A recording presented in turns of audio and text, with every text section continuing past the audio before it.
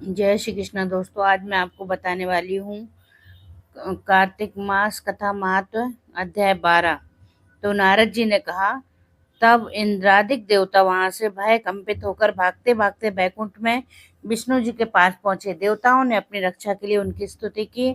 देवताओं के इस दीन वाणी को सुनकर करुणा सागर भगवान विष्णु ने उनसे कहा कि हे देवताओं, तुम भय को त्याग दो, मैं युद्ध में शीघ्र ही जलंधर को देखूंगा। ऐसे कहते ही भगवान गरुड़ पर जा बैठे। तब समुद्र तनया लक्ष्मी जी ने कहा कि हे नाथ, यदि मैं सर्वदा आपकी प्रिया और भक्ता हूँ तो मेरा भाई आप द्वारा युद्ध में नहीं मारा जाना चाहिए। इस पर विष्णु जी ने कहा, अच्छा, यदि तुम्हारी ऐसी ही प्रीति है तो मैं उसे अपने हाथों से नहीं मारूंगा, परंतु युद्ध में अवश्य जाऊंगा, क्योंकि देवताओं ने मेरी बड़ी स्तुति की है। ऐसा कहकर भगवान विष्णु युद्ध के उस स्थान पर जा पहुंचे जहाँ जलंधर विद्यमान था। जलंधर और विष्णु का घोर युद्ध हुआ। विष्णु के तेज से कंपित देवता सेनाद करने लगे। फिर तो करुणा के अनुज गरुड़ के पंखों की प्रबल वायु से पीड़ित हो दैत्य इस प्रकार घूमने लगे जैसे आंधी से बादल आकाश में घूमते हैं। तब अपने वीर दैत्यों को पीड़ित होते देखकर जलंधर ने क्रुद्ध हो विष्णु जी को उद्धत वचन कहकर उन पर कठोर आक्रमण कर दिया। यहाँ पर 12वां अध्याय कार्तिक महात्म का समाप्त। अब मैं आपको बताती हूँ कार्तिक मास रविवार व्रत की पौराणिक कथा। प्राचीन काल में एक बुढ़िया रहती थी। वह नियमित रूप से रविवार का व्रत करती थी। रविवार के दिन सूर्योदय से पहले उठकर और बुढ़िया स्नानादि से निवृत्त होकर आंगन को गोबर से लीपकर स्वच्छ करती।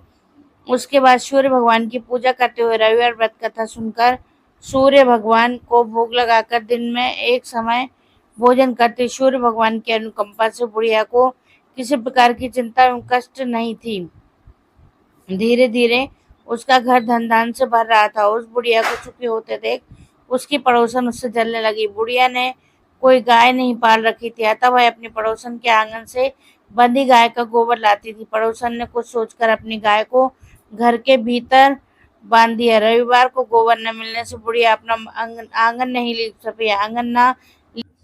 आंगन न लीप पाने के कारण उस बुढ़िया ने सूर्य भगवान को भोग नहीं लगाया। उस दिन स्वयं भी भोजन नहीं किया। सूर्य अस्त होने पर बुढ़िया भूखी प्यासी सो गई। प्रातःकाल सूर्योदय से पूर्व उस बुढ़िया की आंख खुली तो वह अपने घर के आंगन में सुंदर गाय और बछड़े को देखकर हैरान हो गई। गाय को आंगन में बांधकर उसने जल्दी से उसे चारा खिलाया। पड़ोसन ने उस बुढ़िया के आंगन में बंदी सुंदर गाय को और बछड़े को देखा तो वह उससे और अधिक जलने लगी। तभी गाय ने सोने का गोबर किया। गोबर को देखते ही पड़ोसन की आंखें फटी की फटी रह गई। पड़ोसन ने उस बुढ़िया को आसपास न पाकर तुरंत उस गोबर को उठाया और अपने घर में ले गई तथा अपनी गाय का गोबर वहां रखाई। सोने के गोबर से पड़ोसन कुछ ही दिनों में धनवान हो गई। गाय प्रतिदिन सूर्योदय से पूर्व सोने का गोबर किया करती और बुढ़िया के उठने से पहले पड़ोसन उस गोबर को उठाकर ले जाती थी। बहुत दिनों तक बुढ़िया को सोने के गोबर के बारे में कुछ पता ही नहीं चला। बुढ़िया पहले की तरह हर रविवार को भगवान सूर्योदय का व्रत करती और कथा सुनती रही। लेकिन सूर्य भगवान जब पड़ोसन की चालाकी का पता चला तो उन्होंने तेज आंधी चलाई। आंधी का प्रकोप देखकर बुढ़िया ने गाय को घर के भीतर बांध दिया। सुबह उठकर बुढ़िया ने सोने का गोबर देखा। उसे बहुत आश्चर्य हुआ। उस दिन के बाद बुढ़िया गाय को घर के भीतर बांधने लगी। सोने के गोबर से बुढ़िया कुछ ही दिन में बहुत धनी हो गई। उस बुढ़िया के धनी होने से पड़ोसन बुरी तरह जल भुनकर राख हो गई और उसने अपने पति को समझा बुझाकर उसे नगर के राजा के पास भेज दिया।